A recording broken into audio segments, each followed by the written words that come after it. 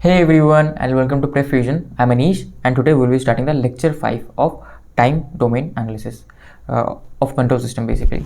So in this lecture, right, we'll do the analysis of like step response for second order circuit. Okay, so in the previous lecture, what did we learned? We learned about the step response, not the step response, the impulse response of second order circuits, right? And also few examples like RLC circuits and series RLC and parallel RLC, and we made relations between the series RLC damping factor and the quality factor and the parallel RLC damping and the quality factor. Okay, so we found out that the relation of Q equals to 1 by 2 zeta will always be present. So that thing you just keep in mind, that will also help you in the network theory and many other subjects, right? So yeah, now let's start our step response of second order circuit.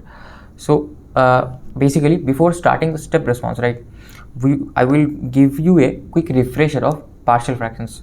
So I have I've been given like 3 equations like this, okay, in rational format. So I need to decompose this into individual poles basically. So what is the format of decomposing, right? So first, if I have basically unequal roots, right, which are multiplied as factors, I will just simply decompose this like a by s plus a plus b, capital B by s plus b. That is simple only, right? How we solve this? What do I do? To find the coefficient a, I put s equals to minus a and like ignore this one. Okay, I basically what do? I multiply s plus a with this one, then I put s equals to minus a. So whatever this one is remained with, okay, that will be a value of a. Again, what will be b?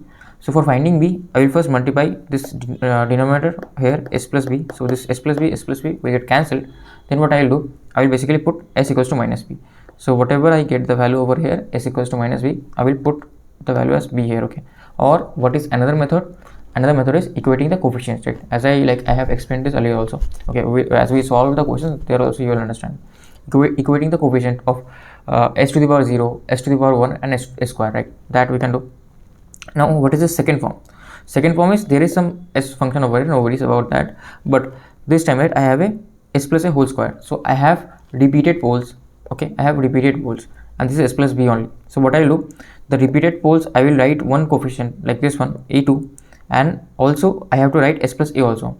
Now if there was s plus a cube, then I would have had to write 3 coefficients, one a1 s plus a plus a2 divided by s plus a whole square, then plus a3 divided by s plus whole square, s plus a whole cube. Okay, so I would have had 3 coefficients here, but now I have only 2, right? 2.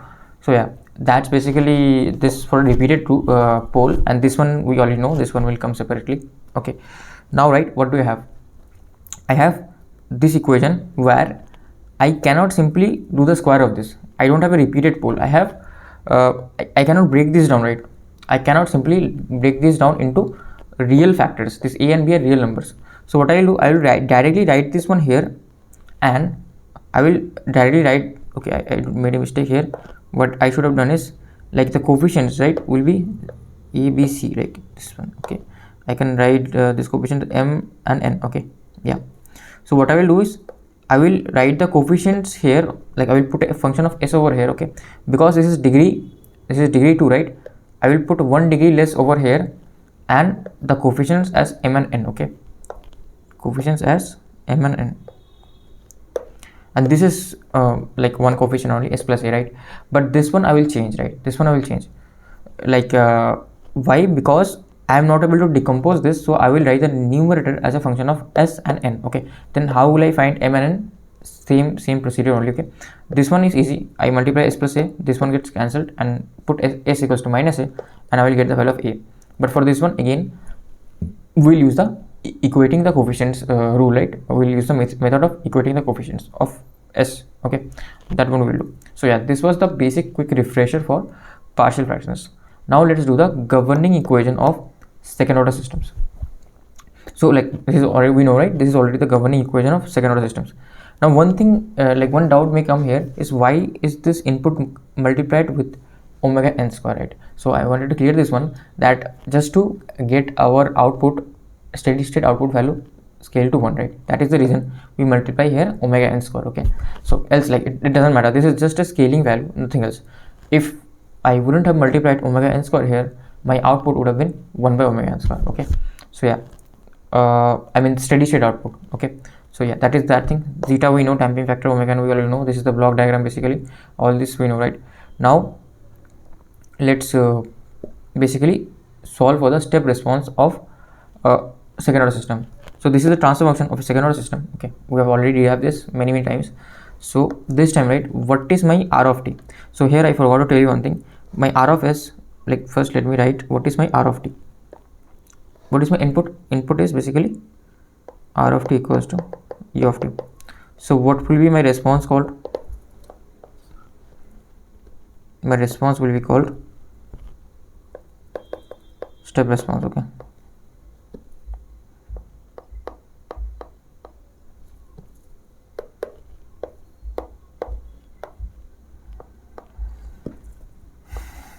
my response will be called step response. Okay, so yeah, this is basically my c of s, like response equals to. Now let's like write here what is r of t. R of t is equals to what is u of t only. Okay, r of t is equals to u of t only. So now what is my Laplace inverse of this one? So we already know this. Laplace inverse of this one is r of s equals to 1 over s, right? So r of s equals to 1 over s. So what is my c of s equals to?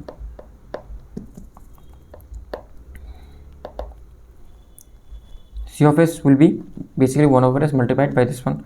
So this will be 1 over s. Okay, and this will be simply multiplied by this one. Okay, so this is basically my what c of s is equals to. Now let's like analyze this transfer function for different cases of zeta, right? We're varying the zeta and checking how my system behaves. Okay, again the condition will be same. Okay, but the outcome will just be a bit different. Transient response will be same, but the steady state value will be just a bit different. So what is my steady state value basically?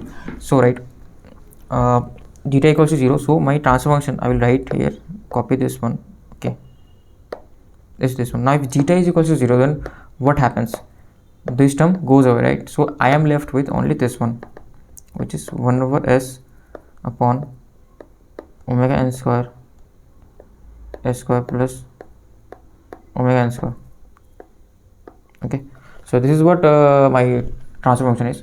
So now how to solve this? Okay, I can use two methods. Okay, either what I can do partial fraction. Okay, or what is another method? Okay, that I told you, that I explained you in while solving the first order circuits also, that my step response will be integration of impulse response. So firstly I will use the that integration formula, then I will solve it using partial. Like you may ask, why are you solving using both of those? Because that will just increase your clarity on the partial fraction method, right? Because partial fraction will be needed at data stage. So to help you increase your clarity, I will solve using both methods. So method 1,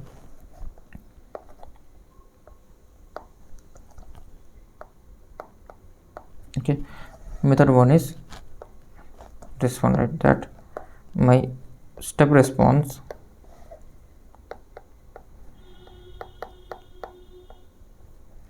will be integration of 0 to impulse response.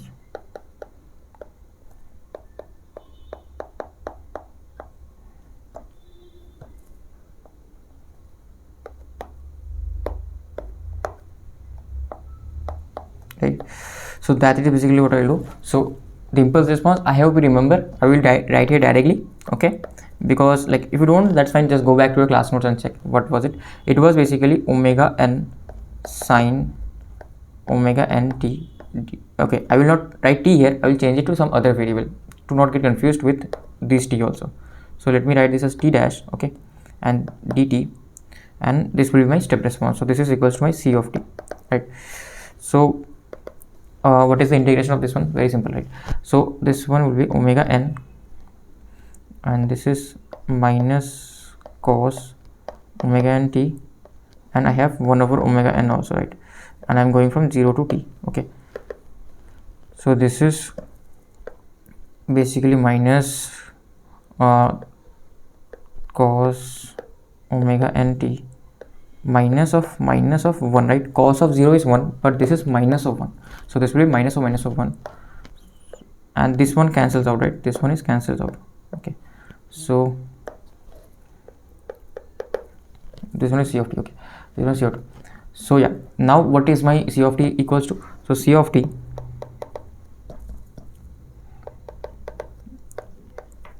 one minus cos omega n t. Okay, so C of t is equals to 1 minus cos omega n t. So this is basically my step response. Okay, for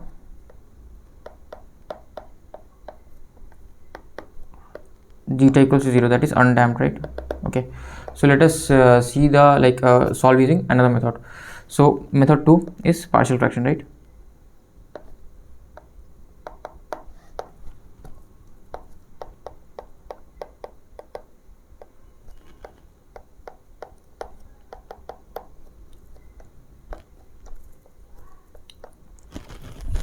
So my method 2 is partial fraction. Then what is my C of s?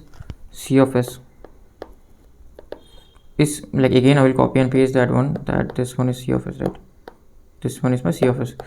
So I will break it down into, like, okay, sorry, this one isn't my C of s. Actually C of s changes now, sorry. This one, right? I should have just simply written it. That's fine.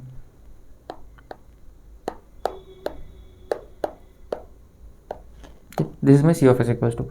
Now let me replace this in partial fraction. Okay, so how will I replace this basically? So this one, right, this one becomes a by s plus, as this has a degree of 2 and I won't be able to simply break it down. This will be complex roots basically for this one, right? They are lying at the imaginary axis. So what I will do, I will put the numerator as a function of like degree of 1, right? Order of 1 basically at the numerator. So my numerator will have bs plus c divided by s square plus omega n whole square. So this is order of 2, degree of 2, so this will be degree of 1 degree less. Okay, numerator will be 1 degree less, as I am not able to break it down. Okay, that's right. So now let's simply cross multiply this s into s square plus omega n square. So I am left with omega n square here, and this is a into s square plus omega n square plus bs plus c into s, right? So this is basically this one. So now, right, now just equate the coefficients, or what you can do is put s equals to 0. If I put s equals to 0, this one goes away, and this is a omega n square and this is equals to omega n square. So at s equals to 0,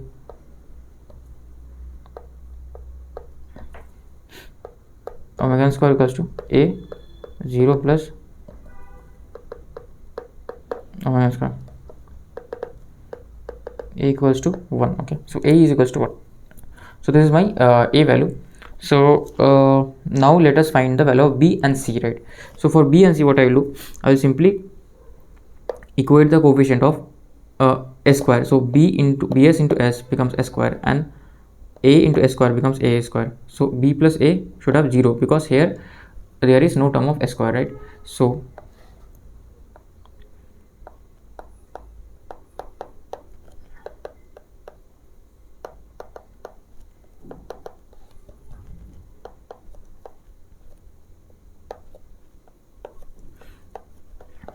what do we get?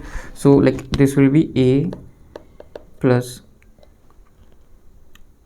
b should be equal to 0. So b will be equals to -1, right? So b is equals to -1. Now what is c equals to? For c, right, simply equate the coefficient of s, right? Okay, so here there is no s term. Okay, here there is one s term, that is c into s, but in the left hand side there is no s term altogether. So my c into s will be equals to 0. So my c, okay, not c into s, sorry, c will be equals to 0. Okay, simply because what I'm doing is equating the coefficients of s.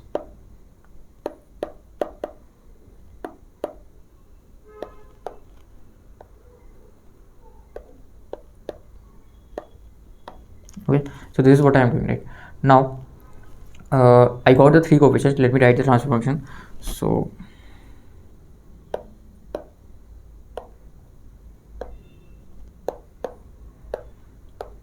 So this one will be 1, this one will be -1, and this one will be 0, right? So this one will be -1 plus 0, this one will be 1. This is my C of S. Now what I will do, I will simply do the Laplace transform of this one. That's how I will get, right? So like if I can write it more neatly, this is 1 by S minus S by S square plus N square. So now if I do the Laplace transform of this one, what do I get? Laplace transform of this one is equals to 1 minus, now what is this function? This is the, what is this, sine or cos? Okay, this is the cos function, right? So this will be cos omega nt. Okay, I hope you remember. So this is my step response for undamped system. So we are getting the same result as we got from here, right? 1 minus cos omega t, and again 1 minus cos omega t. Okay, so yeah, now let's see the graph. Okay, so this is basically graph. So this is what you can see is, like, we already derived the impulse response, right?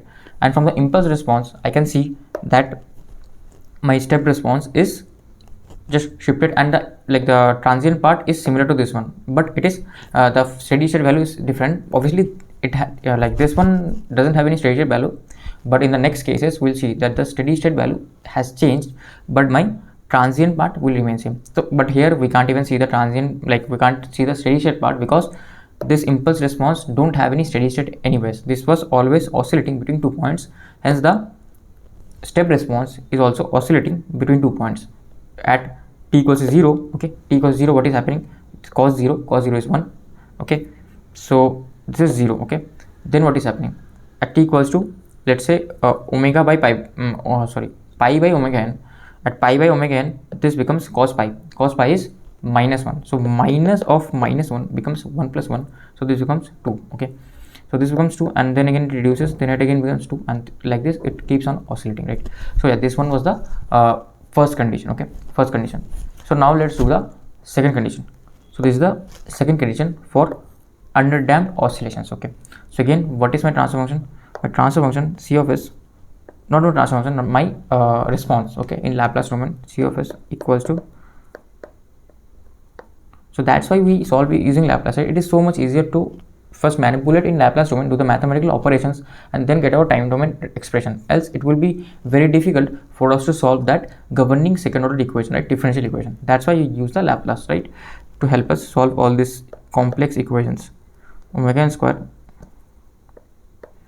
S square plus 2 zeta omega n s plus omega n square.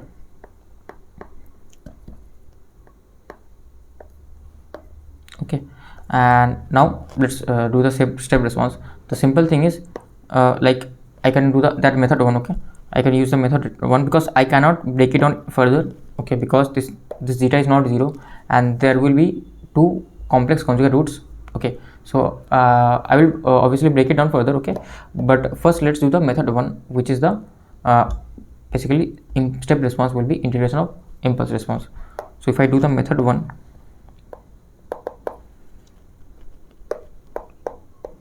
step response will be integration of impulse response. So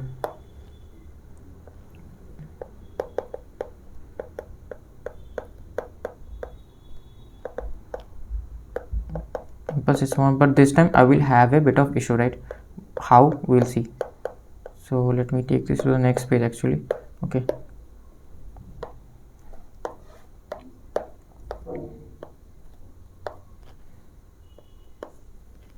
so what will be the issue? What was my impulse response basically? So if you remember, right, my impulse response was something like this. Go back to your notes. Okay, you will check that my impulse response has some, I don't remember the constant, it has some magnitude constant a, then it has some exponential term e raised to power minus alpha t. Okay, decaying exponential, and some sine omega d, right, with damping frequency omega d. So what is the problem here? So from your class 11 this, you know that when exponential and a sine signal comes together inside integration, it becomes a mess. We have to think of some other way. Okay, what we can do is simply solve this using that other formula, right? What was the other formula? Break it down into partial fraction, right? Break it down to partial fraction. So we'll solve using that one only. Okay, so yeah, let's solve using that one only. So my method 2 is basically partial fraction, right? So partial fraction I will use again.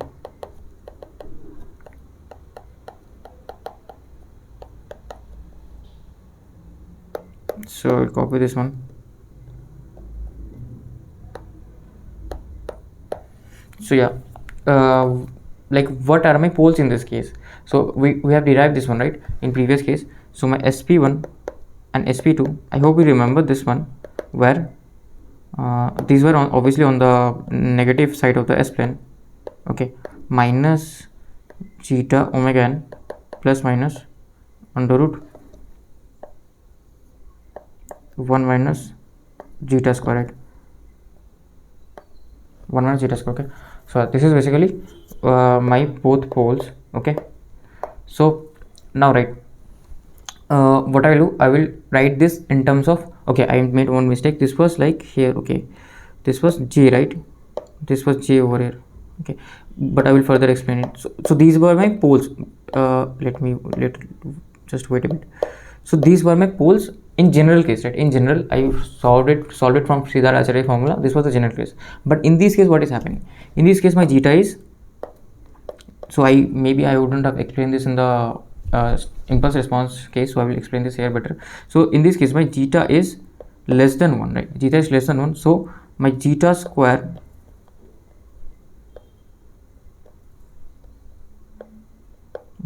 minus 1 will be less than 1. Okay, so my zeta square minus 1 is less than 1, so this is something less than 1. So what I will do, I will take minus common of this one. So, or what I can do, I can take minus 1 common, okay, from this one become something less than 0, right? So now we have some under root minus 1 over here. So if I have some under root minus 1, this will become j. Okay, and oh, sorry, I forgot one thing here. I had omega n also, sorry, omega n, right? So this one will be something j omega n, right? And this one will become 1 minus zeta square, because the square root of this one will be under root of square root of minus 1 into under root of square root of 1 minus zeta square. So under root of minus 1 will be j. Okay, so yeah, I think that may have caused you a bit of confusion in the previous case. So here I have explained it in a more thorough manner. So this is still remaining of zeta omega n. This is plus minus j omega n, and this becomes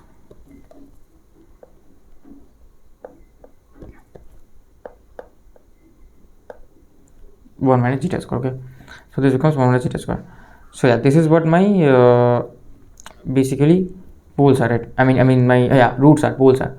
So I will just, to save me from mess, what I will do, I will write this as alpha, okay, minus alpha, and I will write this as j plus minus omega d. Okay, so these are my sp1 and sp2. Okay, so now, right, that's why I like to write more cleanly. That's why I do this. So now, what is my C of S?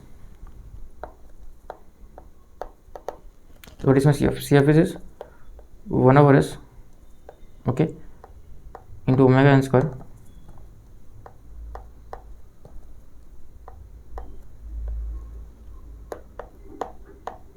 and what else do I have? I have basically like what are my factors? Factors will be the opposite sign of this. Okay, so like I hope you understand that also.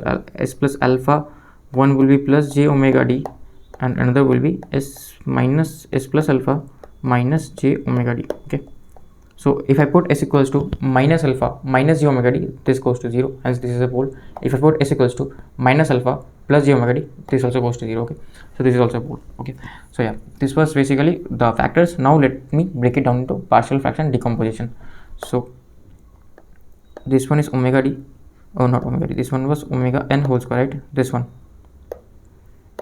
So obviously we'll cross multiply, right? We'll cross multiply. So omega n whole square. Okay, I need to break it down also, sorry. So okay, let me copy this one.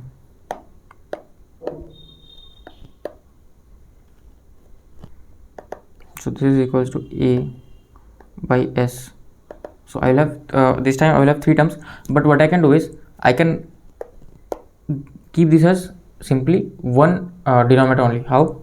So this will be ps plus c divided by s plus alpha whole square plus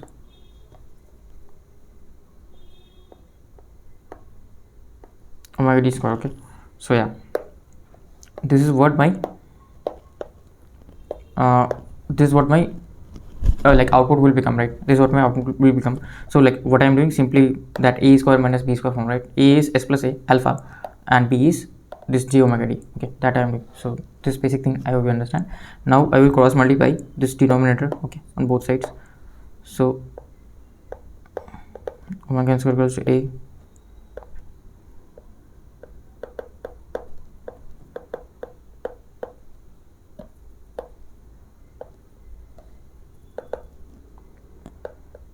bs and this will be s. Okay, so this is my basically that equation. Now we can just put s equals to 0. Okay, this will go away. Okay, I will be only left with this one. So if I put s equals to 0, this one goes away and we have only this one, right? So this is a into alpha square plus omega d square, right? And this is 0 and this is what, omega n square. So one thing I hope you remember, that this alpha square plus omega d square, okay, what was this equals to? This was equals to omega n square, right? So this is equals to omega n square, right? So like, or what you can do is like write this alpha further. What is this alpha? This is zeta omega n whole square plus what is omega d? Omega n under root 1 minus zeta square, and this is whole square, right? This is equals to, like, what is this equals to actually? So this is zeta square omega n square, okay, and plus omega n square into 1 minus zeta square. Okay, so now what is happening? This is cancelling out and we're only left with omega n square. So from there also you can understand, right? So why is this equals to this one, right? Okay, the reasoning. So let me write this in different color. So yeah,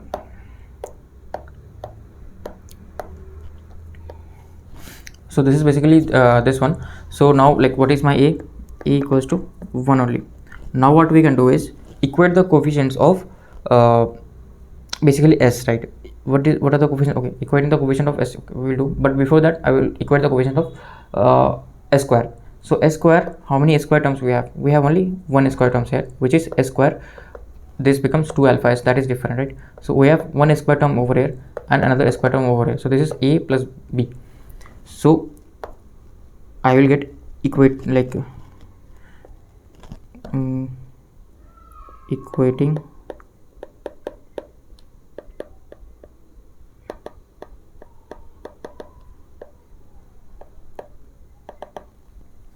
coefficient of s square, right? So if I equate the coefficient of s square, what do I get? I get, like, this is 0 at this side and this is a plus b. So my b is equals to minus a, so it is minus 1, right? So b is equals to minus 1. Okay, so yeah, so b is equals to minus, okay, sorry, yeah, a plus b equals 0, because here the coefficient of s square is 0. Okay, so now let's equate the coefficient of s. Okay, equate the coefficient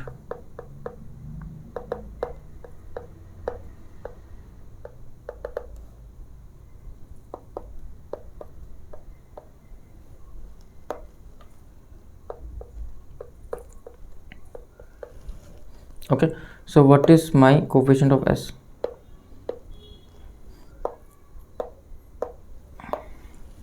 So my coefficient of s, right? Coefficient of s will be, here left hand side I have 0, and here on the right hand side what do you have? This is c times s, and this has also an s term, right? So what is this? 2 alpha s, right? So that will also be multiplied with a. So I will have 2 alpha times a as a coefficient of s on this term, and this term has a c times s. so it will be 2 alpha a plus c, okay, equals to 0.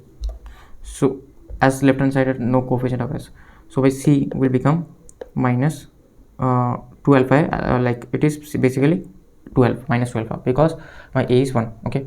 So like c will be minus 2 zeta omega n, okay. We'll not write this in our expression till now because obviously we have to like get our answer, then like get to our time domain expression, then I will replace this alpha and this omega d, right, all those things. So yeah, it is recording, yeah, it is recording. So now, right, now let's write this in the Laplace domain expression. So my c of s will be a is 1 over s, it becomes minus 1 again, so minus okay, let me write this like this one, plus this is minus s, and what is c? C is minus 2 alpha, right? So it will be minus 2 alpha divided by s square, okay, not s square, I can write s plus alpha whole square plus omega d whole square, okay. So this is my equivalent basically, okay. So what I can do is like this is a combination of s and 2 alpha, so what I will do is I will break it down, okay. I will break it down. If I break it down, this is 1 over s, let me take the minus outside, okay, and this is s by this one, let me copy this one,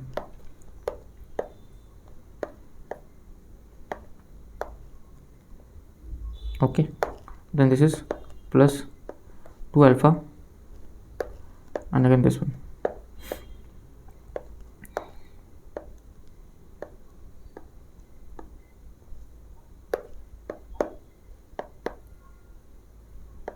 So this is this one, right?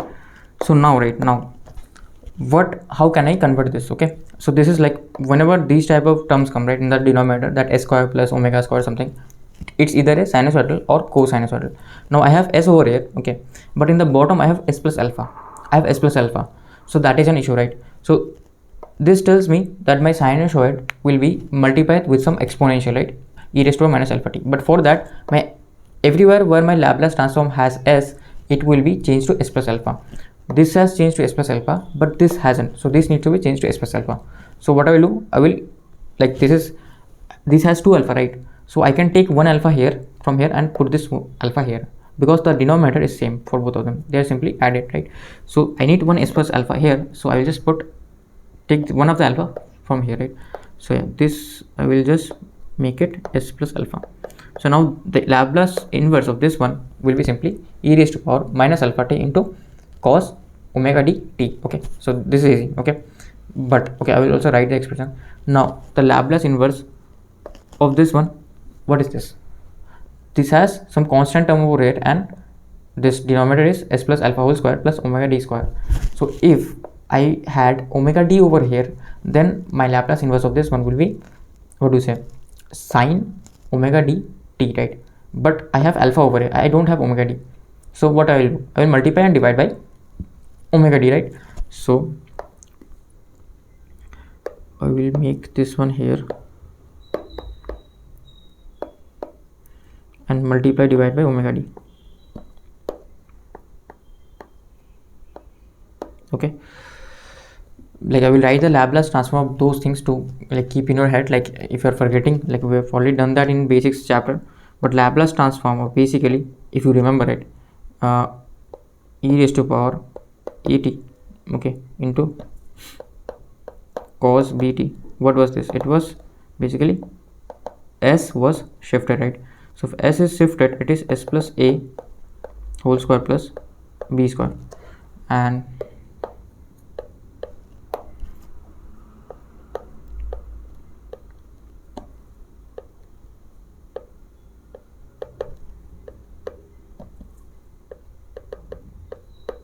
bt equals to this is basically, I will have b over here, right? B will be over here, and this will be s plus a whole square plus b square, okay. So this was the Laplace transform of both of them. So I hope you remember, right? So just to give you a quick refresher, so what I will do, I will take the Laplace inverse of this one. So if I take the Laplace inverse, right, take the Laplace inverse, what do I get? Basically this one will be unit step only, so this one is 1 only. Okay, c of t, this one will be a very big expression, will be equals to 1 minus, now what is this one? This one I told, right, this one will be cos e raised to power alpha t into cos omega dt, e raised to power minus alpha t, so e raised to power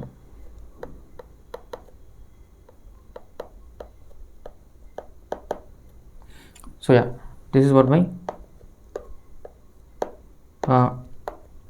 like function is. Okay, so now next is this one. So this is like, this one is constant only, this is what, e raised to power again minus alpha t into sine omega dt, so this becomes e raised to power minus alpha t into sine omega dt, but I also have a constant term over here, right, this one is constant term, so this becomes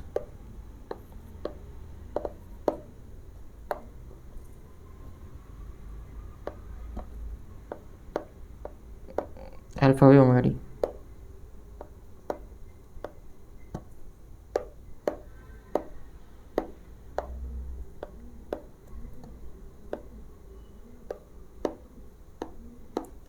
Okay, so this is what my c of t is.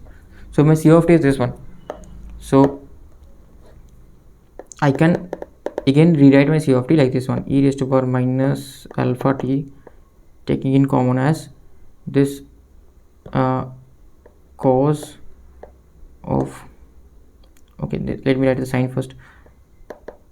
So I have a coefficient also, alpha by omega d into sine of omega dt plus cos of omega dt, right? So this is basically my c of t. So now, right, now basically what do we do? One thing that we know about a combination of sine and cos. So what is that? So that combination is my a, if I have some a sine omega t plus b cos omega t, okay, I can rewrite this expression into one single sine or cosine form, right? So this will be, magnitude will be a square plus b square, okay, and my, if I want to convert this to sine, what will happen? It will be sine omega t plus tan inverse the coefficient of cos divided by the coefficient of this sine, right? So this will be my formula. So now what is the thing to note here is that how I got to this formula. So right, so just place it in a unit circle, right, place it in a unit circle, and what happens is my cos is always in the x-axis, okay, that's the convention, and like in phasor also I taught you this one, my sine will be lagging behind the cos, so this will be here sine omega t. Now right, this has some has some amplitude and this has some amplitude, so what will, I'm adding these two signals and they are 90-degree phase apart, okay, so if I add these two, so I will be somewhere around here, and if I calculate my equation, like if I calculate my angle from sine, right, I'm calculating with respect to sine, right, sine, I have sine here, so I am calculating my angle with respect to sine, that's why let's say I am around here, okay, I'm around here, so what will be the magnitude will be simply a square plus b square, that is okay, right, and these are just phases, right, these are just phases, e square, this is a component and this is b component, so this will be a square plus b square, the magnitude. Now what will be my angle will be simply, what is like, what is this height is b, right, okay, and what is this length is a, right, so it will be tan inverse b upon a, okay, tan inverse b upon a.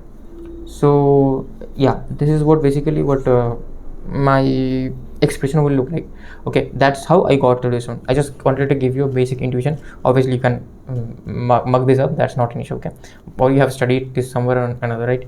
So yeah, so what is my a and b this time? My a and b are, a is basically alpha upon omega d, and b is 1 only, and omega is omega d, right? So this is plus cos omega dt So this is this one only, right?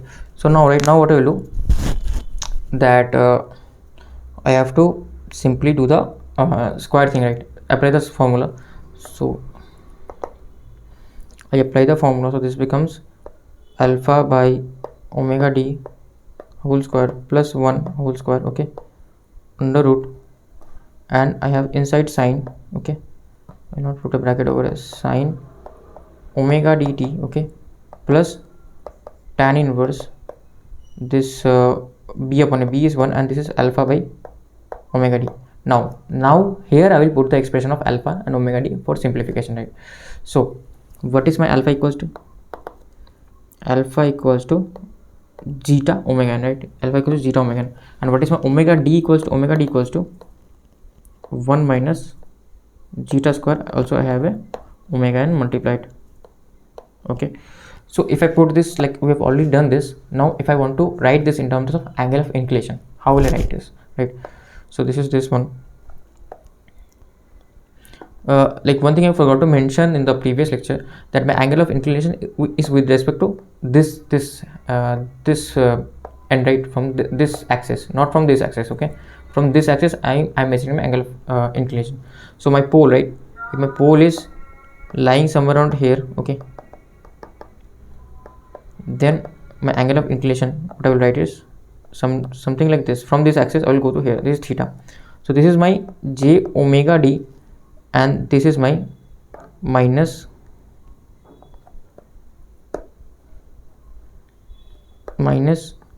zeta omega n, okay.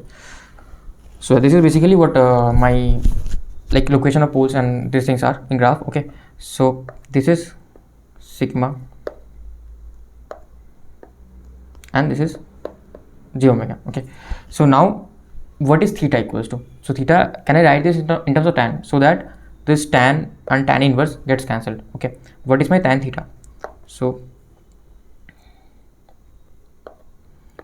tan theta, right, equals to simply height upon base. So what is height? Height is omega d, okay, omega d. I will take the magnitude, obviously I will not take the j sign. Height is omega d, and what is my base? Base is zeta omega n, right, zeta omega n. Now, right, so what is this? So this is basically equals to, like, this is alpha only, right? Zeta omega n is alpha only, so omega d by alpha equals to tan theta, okay. So now, right, we know omega d by alpha equals to tan theta. So if I, what is this? This is omega d by alpha only. So what I can do, let me write this again. So this becomes, copy this, okay.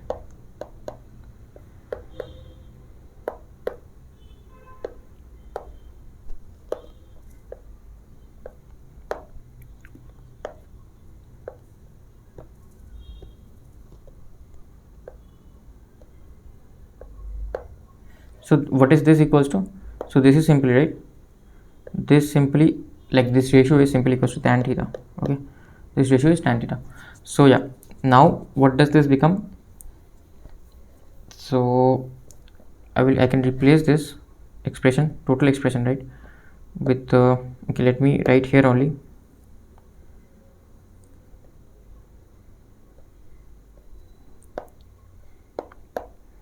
Change this to tan theta, right.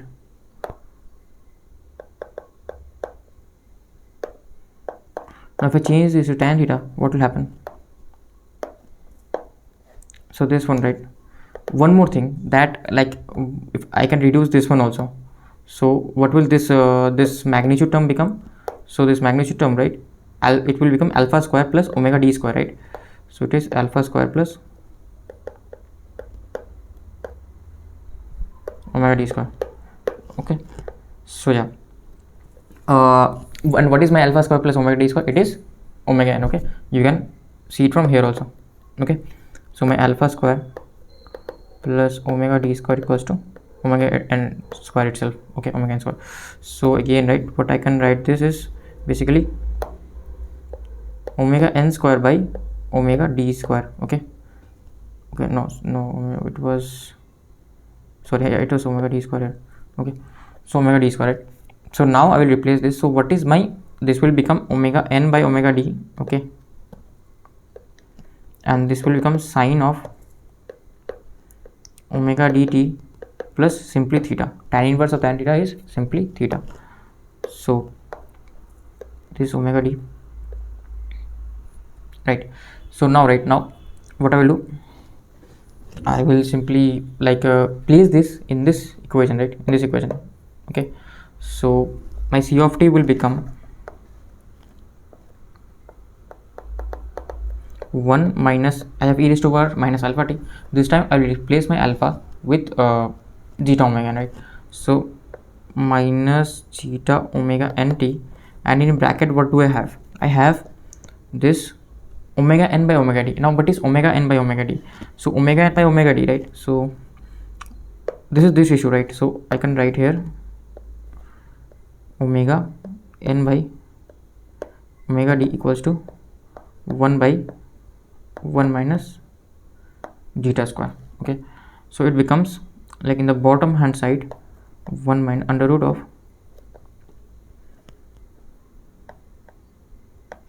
1 minus zeta square, okay?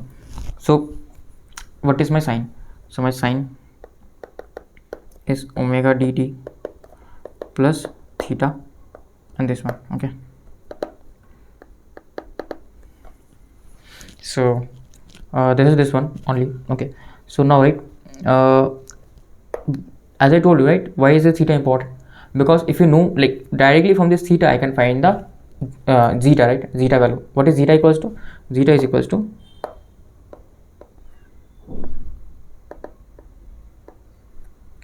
cos theta, right? Zeta equals to cos theta, or what I can find, theta equals to cos inverse zeta, okay? So yeah, this relation is very important for us. So the main thing is you have to remember this formula. This formula is very, very, very important, okay? I will again rewrite this in like a short format.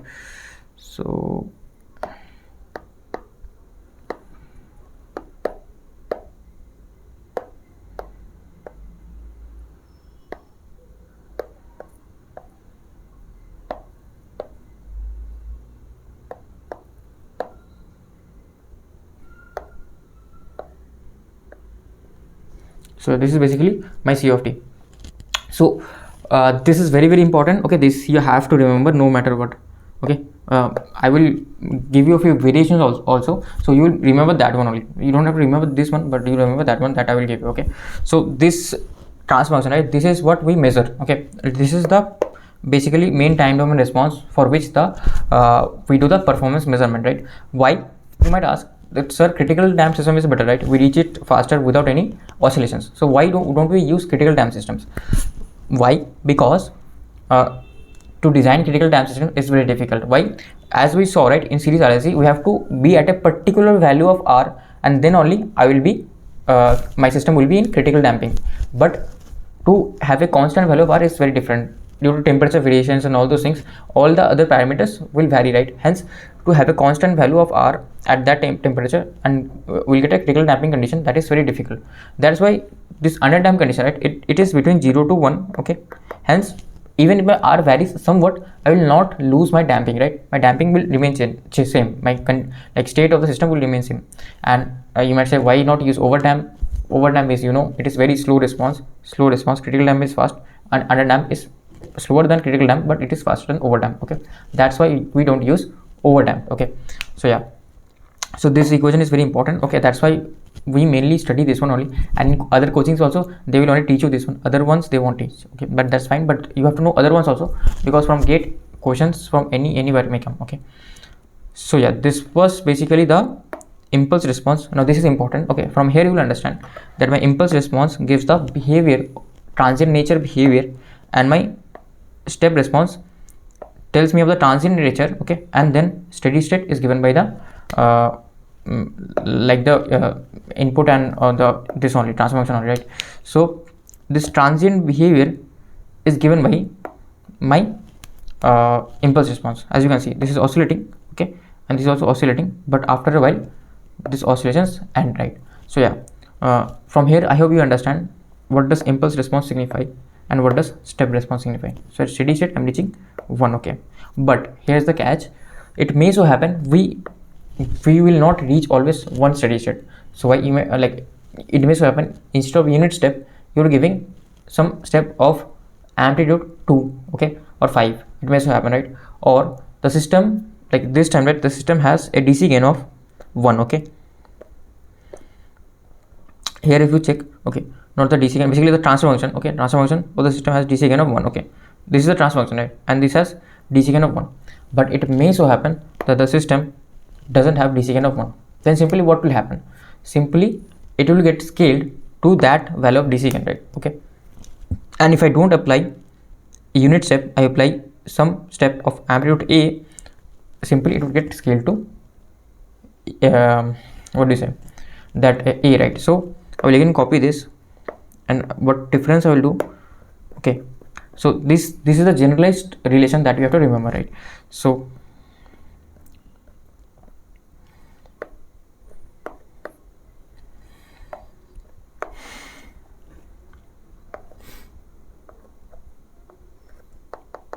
if my system has DC gain K and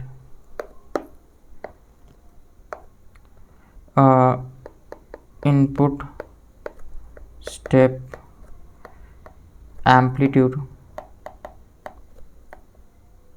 is A, then what will happen? Simply I will replace this 1 by A, and in front of this omega n square, right, I will write K. Okay, in front of this omega n square I will write K. So now what will be the Laplace inverse of this one? So if I want to do the Laplace inverse of this one, what will happen? Simply E and K are constants, right? So they can come outside. Okay, but I have to, so let me write this as C dash. Okay, C dash. Okay, no, let me not write this as C dash, because this I will write as generalized equation. So my C of S will be equals to the Laplace inverse of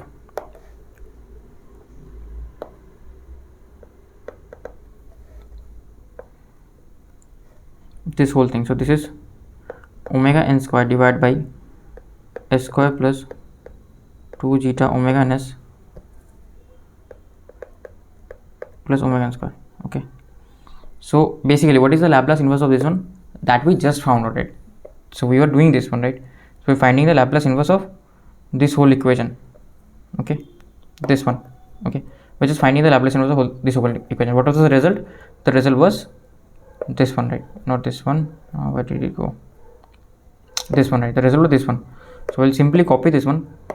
That's the beauty of LTI systems. Simply the magnitude, if I multiply some constant magnitude, it will just be scaled. The output will also be scaled.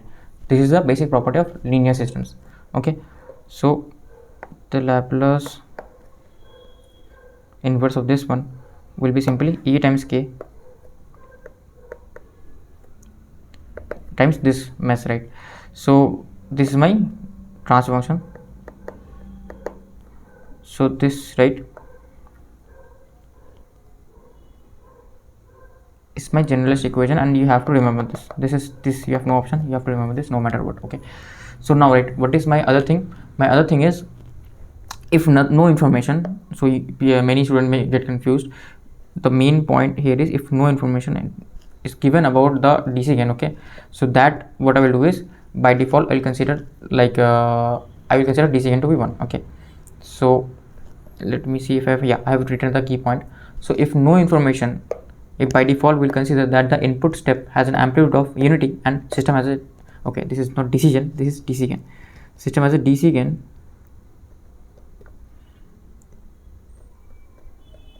of unity if no information is given of the input and the DC gain. Okay, so if we don't get any information, right, we'll assume we are applying a unit step, and we'll assume that the system has DC gain of 1. Okay, that is the main point that I want to. Now let's come to critical damped. So again, it's easier this time. So this time my transfer function is again omega n square by s square plus 2 zeta omega n s plus omega n square. Okay, so what does this become? This becomes omega n square s square plus 2 omega n plus omega n square. So yeah, this is what this becomes as zeta is 1. Okay, as zeta is 1. So what is this equals to? So this, right, this is basically equals to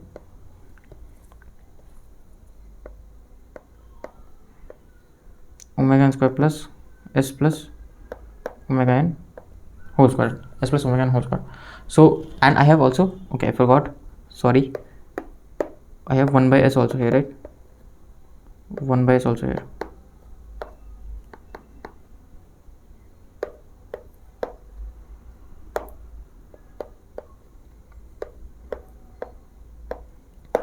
Okay, so yeah, this is what my c of s is equals to. So again, I will use the method 1 this time. So again, my step response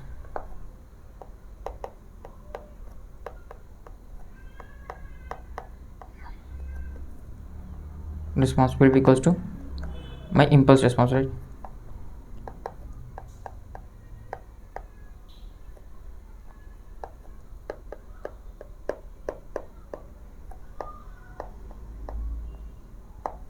Okay, so this will be my step response equals to.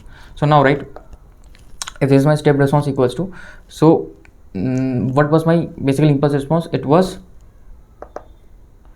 I hope you remember, it was 0 to t omega n square t, I will write it as t dash, okay, t dash e raised to power minus omega n t, okay, dash. So I hope you remember this one. Okay, so I will integrate this one with dt. Okay, if you do not, then go back to your pages. So this is my step response.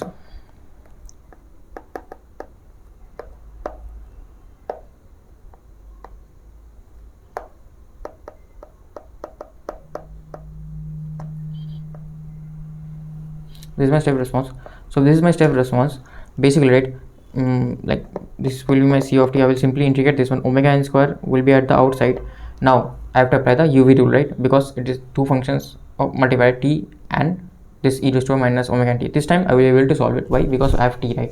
So t I can differentiate, but sine omega n t and those things, differentiating them will again give me a trigonometric function. That is difficult, right?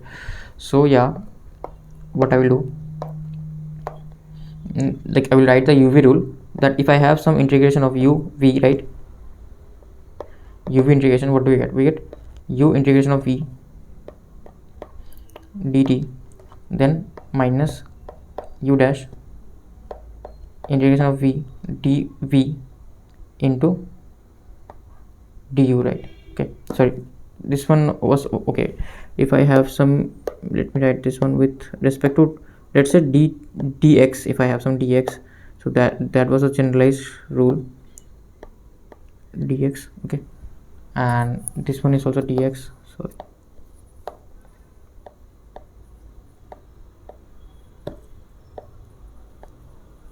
this one is also dx, right? So yeah, this is what my uv rule says. So what I will do, simply I will break this down, right? So I will make this t dash as my u and this e raised to power minus omega n t dash as my v. So this will be t dash, omega n square is anyways outside, integration of e raised to power minus omega n t dash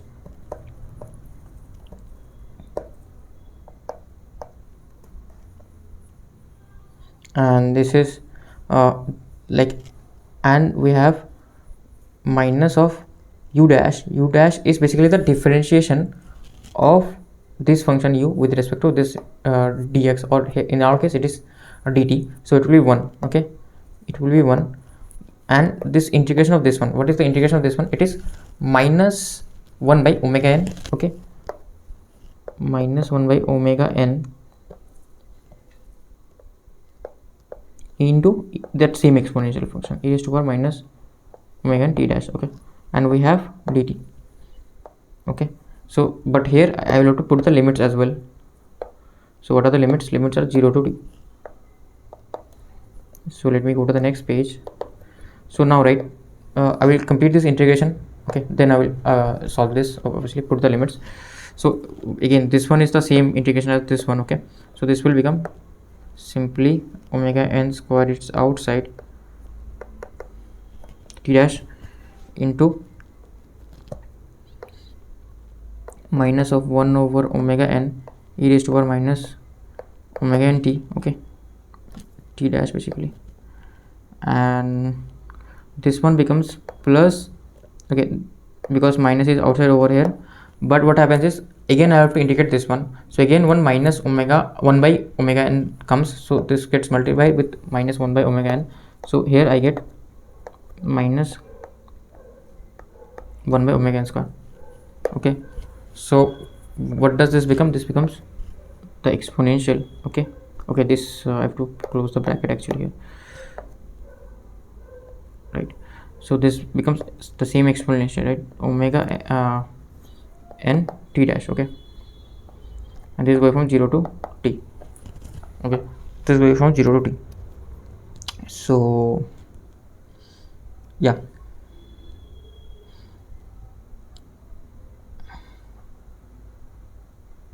yeah, this one is the result basically. So now, right, now let us do the put the values limits. So if I put the limits, this is omega n square only, okay, and first I will put t, so t dash will become t, and this I have minus n at the outside, minus t e raised to power minus omega n t, okay, by omega n, and minus this, if I put t over here, this will become e raised to power minus, not j, minus omega n t divided by omega n square, okay. And now if I put 0, this one is gone, but this one is still remain, right. This one will become minus 1 by omega n square, but I have a minus n at the outside as well, so this one becomes like this one, okay. Now I multiply omega n square, so I will be left with this 1 minus omega n t e raised to power minus omega n minus e raised to power minus omega n, okay. So this one is basically my expression for the critically damped system, right. So this is the step response basically. So here I have one omega n t and this exponential term, so initially obviously this one will dominate, then this will dominate, so due to this one I will get a bit of fast response. So using method 2, the partial decomposition is homework for you, right. Okay, method 2, partial decomposition is homework.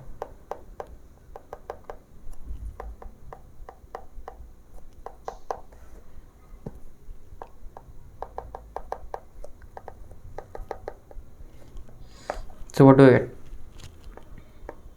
I get omega n square by, like I will just write the coefficients, s plus omega n whole square, right. So how I can break it? A by s plus b by s plus omega n and plus c by s plus omega n whole square. Now you find the coefficient of ABC and then solve, right, then solve. So yeah, now let's write see the response, okay. So this is my response basically. If I have some impulse response like this one, so it will reach steady state very fast and then it will settle, right, it will settle, okay. So here as I can see that there is no oscillation, okay, hence the damping is just perfect damping, okay, no oscillation. This is the observation, right. So that's what we can see from the impulse response as well, okay. So in transient, no oscillation, so no oscillation,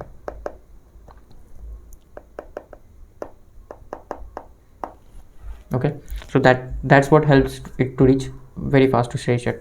We saw from video as well. So yeah, this was for the critical damp. Now let's go for the overdamp. So for the overdamp, okay, for the overdamp, again the same thing, my output response is 1 by s omega n square, s square plus 2 zeta omega ns plus omega n square, right. Again I will use a method 1, that is basically the integration of impulse response. So if I do the integration of impulse response, what do I get? So again method 1, right,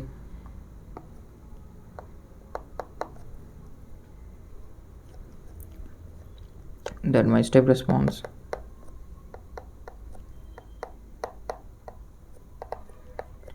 0 to integration of impulse response.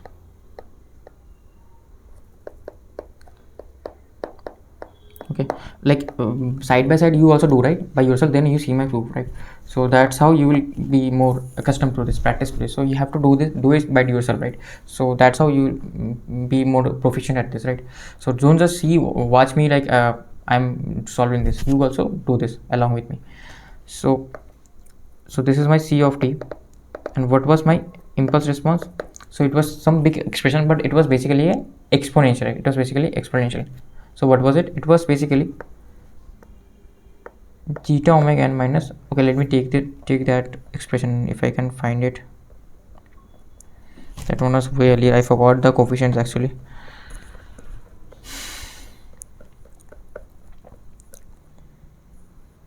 This is for series RLC. I think here we are almost there. Yeah, this one, right? Okay, this one. So it was like very weird expression. This is anyways a first order circuit, so it doesn't matter anymore. Okay, it doesn't matter anymore.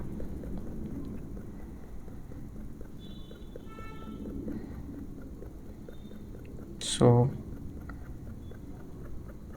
yeah,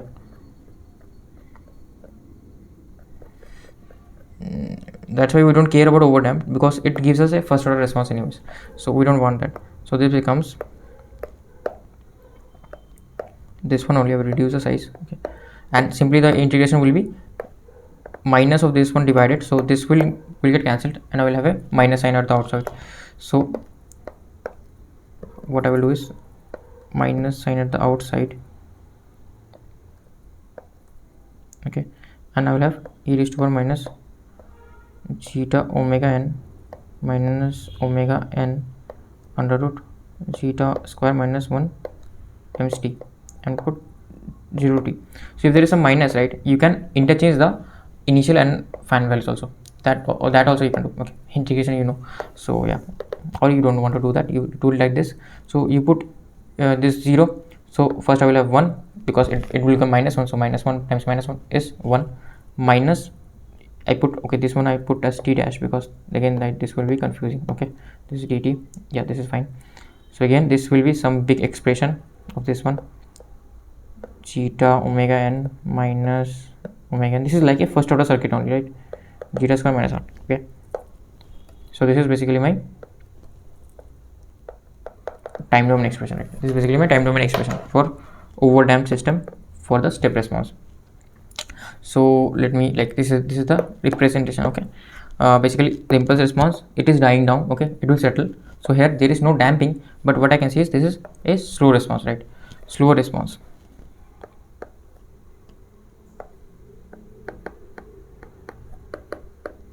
That's why we don't use this one, and we only get like a first order response only. So why we want to use it? Okay, that's why. So it is acting. So anyways we will use first order system. Why we need to use second order system? Okay, so what are the examples of this one? So one example of this one is basically in lift, right? If you go into a lift, and if there are automatic door closers in the lift, so you see that lift is closing but very slowly, very slowly. So that is an example of overdamp. There is no damping at all, so we can't afford to totally crash those two doors, right? We can't. So we can't go above the steady state. So we're going very slowly, and once we reach the steady state, we're done. Okay, so when it reaches around this area, right, around this area, you see the lift is closing ever more slowly. Okay, that is an example of overdamped system. So yeah, from lift also you can understand. So yeah, so as the start of this chapter, right, I gave you this diagram. So I hope you have a basic idea of this diagram. So what does this represent? This represents the step response of a undamped system, which is obviously not possible because R, I can't make 0, right? R will be present. So that is also good actually, because R helps in making the system stable. Else my output will be swinging between minus plus 1. Okay, so that, minus plus 2 and 0, or whatever the magnitude of the function is, right, input is, or the DC gain of the system, according to that, but it will keep on swinging. That is the important thing. So here this is my underdamped response. So this is the most important parameter. So we'll study the time dependent parameters of this underdamped response, and then I have this critical damped, which as you can see reaches steady state much faster without any damping itself, but obviously achieving this critical damp is very difficult. Okay, and we have this overdamp. Okay, we have this overdamp. So this overdamp, as you can see, it reaches steady state much slower. Okay, and this underdamp also reaches steady state a bit faster than this. Okay, but like that's why you use the underdamp than the overdamp. Okay, so yeah, that was the main basics summary. So here also I have written down the summary. Okay, so as you can see, these are the impulse response and these are the step response, and I've written the condition for each of them. Okay, for undamped I get oscillatory like this one, the impulse, and step response is also oscillatory, but as this is not settling anytime, this is also not settling. Okay, that's why this is marginally stable. Now my underdamp, it is settling. Okay, hence this is also settling, so it gives the transient response rate. And my critical damp is like this one and this one. Okay, and this is overdamped. Okay, so yeah, I think that's it for this lecture. I will give you a few assignments, okay, which you will solve in the you will solve, and I will solve the solutions in the next lecture. So this is the first question, so just take a screenshot. I will not tell anything. Okay, take the screenshot. And this is the second question. This is a gate question. Okay, take the screenshot. This is another gate question. Again, take the screenshot. And this is also another actually gate question only, but I don't remember the year. Actually, I don't remember the year. This is a gate question itself. Okay, but I don't remember the year. And yeah, I think yeah, that's it for this lecture.